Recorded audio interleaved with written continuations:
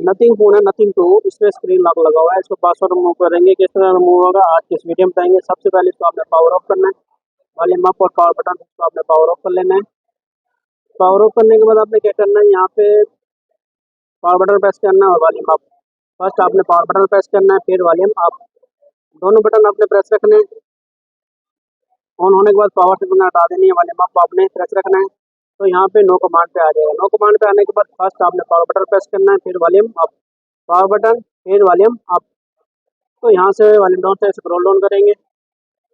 Rap बेटा factory side पे क्या करना है, आपने पावर बटन प्रेस करना है, वॉल्यूम डाउन से स्क्रॉल डाउन कैलकुलेटर साइड पे आपने दोबारा पावर बटन प्रेस करना है। फॉर्मेटिंग डेटा होगा, उसके बाद आपने यहाँ से रिबूट सिस्टम नो करना है और पावर बटन प्रेस कर देना है।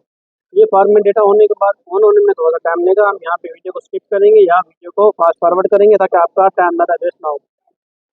ऑन हो गया, ऑन होने में थोड़ा सा टाइम लिया, हम यहाँ से नेक्स्ट करेंगे। इसलिए अगर एफर भी गूगल अकाउंट होते कैसे भाई पास करेंगे, गूगल अकाउंट की वीडियो आपको हमारे चैनल में मिल जाएगी। गूगल अकाउंट कैसे भाई पास करेंगे। वीडियो अच्छी लगी वीडियो को लाइक करें और चैनल को सब्सक्राइब करें।